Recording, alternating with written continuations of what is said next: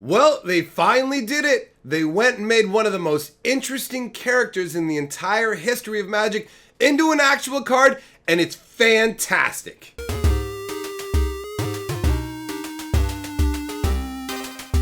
Greetings, owners of fine luxury cardboard rectangles, and welcome to my video on the new Commander 2018 spoiler, Xancha Sleeper Agent.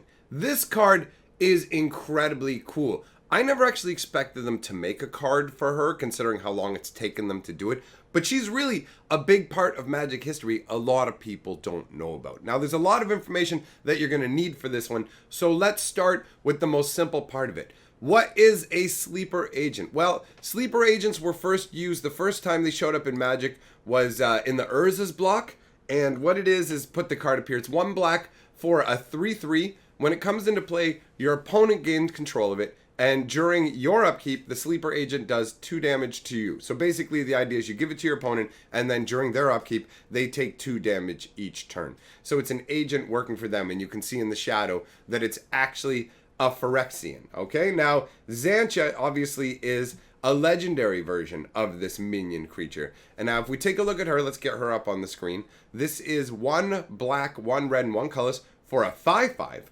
When it enters the battlefield, you put it into play under one of your opponent's control, same kind of way as the other sleeper agent. It attacks each combat if able, and she can't attack the person who put her into play. Like, basically, if I cast her, she can't attack me or my planeswalkers. So for 3 mana, anybody can go, whoever owns Xancha loses 2 life, and I draw a card. That's pretty cool. So that's a funky little sort of, here you go, this is your problem now. A deep undercover agent who's going to mess with your nonsense. So this sleeper agent character, this is such an interesting thing that I almost didn't know where to begin with this, because this is super exciting for me. Xancha's been quoted on a number of different cards that give some nice flavor to the game. Like, my favorite quote on a Magic card from Xancha is, "Phyrexia's purity permits no other." And Phyrexia is where this all starts. It all starts with Yawgmoth, the father of machines, an insanely powerful black planeswalker who had his own plane. He had literally his own plane, Phyrexia, all right? And the idea is that the Phyrexians are trying to invade Dominaria. That's the perspective that we're shown at first, that it's a Phyrexian invasion trying to invade Dominaria. So these sleeper agents are created by the Phyrexians, and they're sent to other worlds, other planes of existence, like Dominaria, to try and take them over. The Phyrexians' prime target is Dominaria, but they do this on other worlds as well. For those of you who don't know, the Phyrexians are crazy, like, man-machine hybrids. They're complete, and complete is spelled weird with like an A in it, but complete is like a melding of flesh and machine together, right? And just kind of horrific abomination black mana creatures. So these Phyrexians, they could not mingle with society, right? There's no way that you can send a human being who has all kinds of wires and stuff protruding from their body, and their blood's pumping through cables and stuff. Like, there's no way that these people can intermingle with regular society. So Phyrexians started to create sleeper agents. Now, there were problems they ran into the sleeper agents in that the batches that they made at first, they all looked exactly the same. So quickly the Dominarians figured it out and started slaughtering them. So they had to kind of start changing what they were doing with the sleeper agent program. Now, Xancha actually was created in a special way, has a little bit, according to Gix, had a little bit more added to her than regular sleeper agents. Now, sleeper agents live in a horrific world, right? They're Phyrexians, okay? So understand this. They're Phyrexians, but they're made only out of flesh. And in Phyrexia, they have a religion that's instilled into the entire world, where the more machine you are, like, the more complete you are, and you need to strive for completion. But these newts, as they're called, these sleeper agents, would never be given the opportunity for completion. In a lot of cases, they didn't even know later on that they were not human. And so they thought they were humans, and they thought that they were supposed to try and become complete, but would never be given the chance. Some of them went insane, started hacking their arms off and trying to stick machinery parts in their arms and things like that to be complete, but then they just bled out and died from it, because the only way to have that happen is actually through the process of Phyrexia. Anyways, these sleeper agents, they're all genderless, right? They're just created. They don't bother with genitals or anything. They have like a Phyrexian heartstone inside of them, but for all intents and purposes, they look outwardly like humans. The first batch all looked the same, so they got butchered. So they started to make ones that looked different, but they were still doing them in batches. So basically it would be like, okay, I don't know the numbers, so I'm just going to use an example. Let's say they're making groups of 50. Well, they'd keep making groups of 50. So what happened was, at one point, this Xancha, she ran into another version of herself, okay? And the other version of herself, when they met each other, this was like a pivotal moment for her, because it was like that sort of, wait a minute, this is an exact copy of me. And they both decided to make a minor modification to their appearance so that they would be different and unique and not be the same Xancha kind of thing, right? But then Gix, who is essentially the head praetor in charge here, and he's massively powerful. Gix was in charge of these vats of newts, right? And he wasn't having it. You're not allowed to have any kind of thought of your own. There's actually it says specifically, like, this is illustrated on oppression, where you can actually see Gix is holding Xancha's head, and he says right to her, "Do not presume to speak for yourself." Like, they don't have any rights. They're not supposed to be free thinkers. They're not hive mind robots. They're flesh beings that are born to think that they're human beings, that are trained to help the Phyrexians invade worlds. That's their purpose, right? So Gix freaks out about this identity thing, where it's like, okay, you're creating separate identities, and he kills one of the Xanchas immediately. It's just like, dead, get rid of her. And then the other Xancha is taken, and she, like the original Xancha, the one that turns into this legendary creature, the one that survives, because there's multiple copies, right? The one that survives to become this legendary creature, she is taken, they take her out of Phyrexia. They take her to a nearby plane. Phyrexia has all these different spheres and side areas and everything. And this is, her story actually ties into Urza, and this is how she becomes pivotal. But anyways, she's taken to an outer area of Phyrexia that's not Phyrexia proper. And the Phyrexian priests are taking her there to destroy her. Basically, all right, we're going to we got to scrap this. She's defective. And you can see that illustrated in the card Victimized, obviously, both in the artwork and the flavor text, where it says, the priest casts Xancha to the ground. It is defective. We must scrap it. Now, this is where everything gets crazy and changes, because this is when Urza shows up. Now, Urza has been desperately trying to find Phyrexia, and he could not make his way in. Phyrexia is very well fortified, and Yawgmoth is a lot older than Urza. He's ancient, so he's not a spring chicken. He's not going to be an easy catch. So Urza's out there trying to get into Yawgmoth's plane of existence, but he can't find his way in. He ends up on basically some kind of nearby area that happens to be the exact same place that Xancha's about to be killed. Now, if Urza had known that Xancha was an abomination to him, because he believes that like non-human, like kind of Phyrexian constructs, and that's what she is. Even though she's mostly flesh, she does have a Phyrexian heart kind of thing, and that's tied to like a heartstone core kind of thing outside of her as well. It's a weird kind of like not perfectly human kind of setup. But anyways, Urza would have viewed her as an abomination and let her been destroyed and wiped them all out. But instead, to Urza, what he saw was a human woman that was about to be killed by the Phyrexians. So he wiped those Phyrexians out, and he saved Xancha.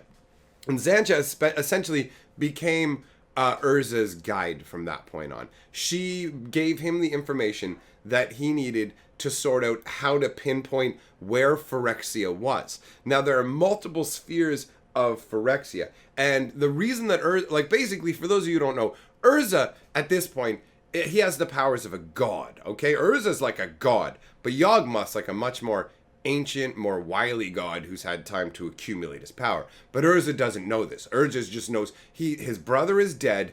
He's crazy with grief from his brother being dead. Just that sort of like, he wants vengeance. He's got a vengeance boner right now. So he's coming after Yawgmoth with everything that he's got. He gets the information from Xancha, and he invades Yawgmoth's plane on a dragon, on like a huge magical mechanical dragon that he has created, a dragon construct engine. And so he invades into the plane, and they get, I believe he made it into like the third or fourth sphere, was about as deep as he made it. Now, while they were there, Xancha was there to pick up her her Heartstone, right? Like that was one of the key things for her. I don't sorry, I don't have the books. I don't remember 100% of the exact details in some cases.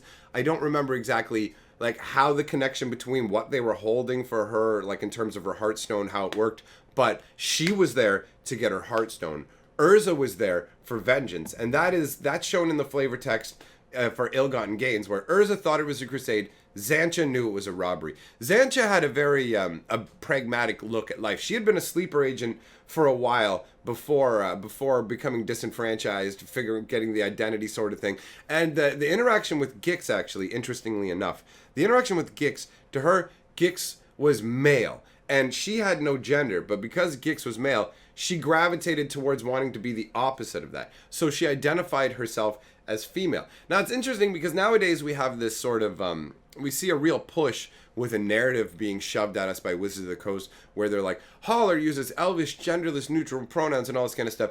And it's not interesting, and it feels like it's put in to serve an agenda. Whereas this sort of stuff just happens to be part of the story, right? And obviously I'm not saying that this is exactly the same as somebody being transgender, but I'm just saying, like, in the past now they're trying to portray the past of Magic as being devoid of variety and all these different sort of, oh, this and that, and it's really not the case. There's a lot to it. There's been a lot in Magic, and it's not something I'm going to bang on about. It's just something I thought of as interesting when I realized the fact that it's like, wait a minute, it's like, she has no gender, she's picking her gender identity, and that's something I never would have thought of if it wasn't something that is just something people are always talking about now, right? So, an interesting point to note. But either way, Urza thought it was a crusade. Xancha knew it was a robbery. She's very pragmatic. She understands. She's seen how dark life is. She's seen another version of herself killed right before her eyes. She knows that she was created, right? Her whole existence is this crazy kind of muddied darkness. And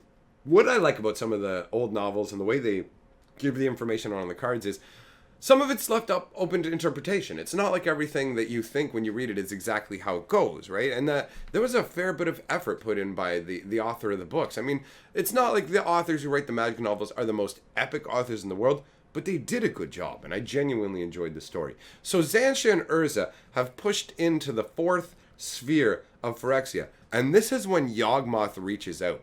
And he reaches out into Urza's mind. And Xancha's at this point has already gotten her Heartstone. You could see that, sorry, in the Art of Ill-Gotten Gains, when she's running off, clutched in her hand, that's her Heartstone, okay? That's important. That's important to know. It's like her Heartstone heart matrix kind of thing. I think they could have used that to mess with her from afar. I think that's the deal. I believe it was connected to something inside of her, but that part I could be a little hazy on. Anyways, at that point, Yawgmoth reaches out into Urza's mind, okay? And Urza he loses at this point. Like, it breaks Urza's brain. He was not ready for this. He was completely unprepared for what, like, Yawgmoth's power levels and what Phyrexia was going to be like. So, Urza has to flee. Xancha and Urza get out of there. Now, for hundreds and hundreds of years after that, Xancha and Urza are on the run. Phyrexian bloodhounds, essentially. I mean, not dogs, but you get what I'm saying. Like, just basically, Phyrexia is coming after them, chasing them down, tracking them from different plane of existence to different plane of existence. They're never getting a break. It's just going and going and going. They eventually end up in Sarah's realm, right? And that's where Urza finally gets a chance to heal. They get a 5-year break there for convalescence, where Urza is able to heal because the Phyrexians can't penetrate Sarah's realm, because Phyrexia is made of pure black mana, whereas Sarah's realm is made of pure white mana. In fact, while they're there, Sarah says that she can't heal Xancha using her magic because it would destroy her, because Xancha is a creation made through black magic. So it's interesting, and through that, actually, Urza learns he didn't know that Phyrexia was a pure black mana construct plane. He learns that by finding that that's what Sarah's got her plane created as. And Sarah's plane is actually unstable. And he realizes that the Phyrexian plane is also unstable. And that's why they have to keep going and keep trying to invade Dominaria, because they have no choice. Their home is going to go away. So basically, from that point on, Urza has a different understanding. He finds out that the Phyrexians are actually originally from Dominaria, and they're trying to return to their home and take it over. Now, Urza is clearly dead set against this. Xancha is helping him with this but there was this period in between where he was kind of stuck in a, like, Urza was kind of like mentally locked. Even after he had been healed up in Sarah's realm, he was still mentally locked kind of in a way. So what Xancha did was she went out and she found, because she's a sleeper agent, she doesn't age the same way, right? So she's been able to like live for this crazy amount of time. So she went out and found this dude named Retepe, who actually looked just like Urza's dead brother Mishra, and just kept bringing him back and bring him there over and over and over in an attempt to basically like jog Urza's memory, bring him back, get him like focused again on going after Phyrexia. And an interesting thing to note is it's theorized that Xancha is actually has some of Mishra's DNA in her. She has memories she's not supposed to have. There's a couple of different things that clue that in. She's definitely an incredibly interesting character. And so basically, she found this guy who looks just like Mishra's, Urza's brother Mishra. They do this thing. She falls in love with him. And then it even says they sort of how to do their sex thing with even her not having sex organs. It's not something they go into a lot of detail about. It's just kind of covered. It's interesting. It's kind of, the love story between them does feel kind of shoved in at the end. It did feel abrupt. Like when you, it was kind of like, oh, okay, well, sure. I thought at first, I thought she was just getting him for the Mishra thing. But anyways, they fall in love. And then at a certain point, Urza is tracked down by the Phyrexian forces again, and Gix shows up, right? And Gix is more powerful than Urza at this point, and it looks like he's going to win. Gix is basically pulling Urza's eyes out of his head when Xancha and Retepe sacrifice themselves to save Urza. So she had this massive effect. I mean, without her, Urza might arguably have never even found Phyrexia, right? Without having an insider from Phyrexia to lead him there, that might have never happened, right? And that's a huge deal. So she was part of that. And on top of that, here's the crazy thing. Urza took her Heartstone matrix after she died. And that's what powers Karn, guys. Karn right now from the Dominaria set, the Karn Planeswalker, all that's Xancha inside there. Xancha is inside Karn. How cool is that? I love stuff like that. Like eventually Sarah's realm, the White Realm as well, it gets collapsed into a stone and that gets put into the Weatherlight. There's so much cool lore and history with this magic stuff. And guys, honestly, when it comes to talking about this stuff, I don't know exactly how much information to tell you to give you exactly what you need to know without going overboard and overloading you. So hopefully this was the right amount of information to understand how cool Xancha was without giving you a bunch of extra stuff you didn't need to know. We're going to talk about Yawgmoth and all these other characters, but I thought it was so cool that they did this. And when you look at the artwork on Xancha, it's really great. It gives you that desolate feel. I mean, you look, she's a sleeper agent, and my guess is the artwork is supposed to be showing when she was a sleeper agent before she had turned against Phyrexia, and this is a world that has been corrupted and turned to Phyrexia. In the background, you can see what's clearly a Phyrexian tower. That beam firing up and the sky being all dark and ashy and the world just looking really gloomy makes it feel to me like this is a world that's already been conquered for Phyrexia, or at least an area that has been. That's the feeling that it gives me.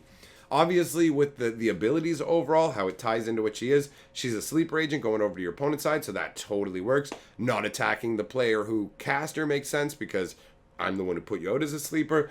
And the losing life and the drawing card works in that they're sabotaging the person you put them as a sleeper agent for and bringing you information or gaining you an advantage in battle. So the flavor behind the card all works. The power level, I enjoy the fact that she's a 5/5 as opposed to the 3/3 sleeper agent we saw before, because that reflects that she has that Mishra's DNA and is a more epic level legendary one, and that there are no other ones like her. So that wraps it up. The only other thing that I wanted to say is thank you and welcome to my newest Golden Lord of Purple, Michael Jennings. You will see your name in the end scroll. Thanks for joining up on my Patreon. All right, brothers, have a good one. I will see you tonight for the 10 o'clock live stream. Peace. Hi, everyone. Together, we are the sixth color of magic.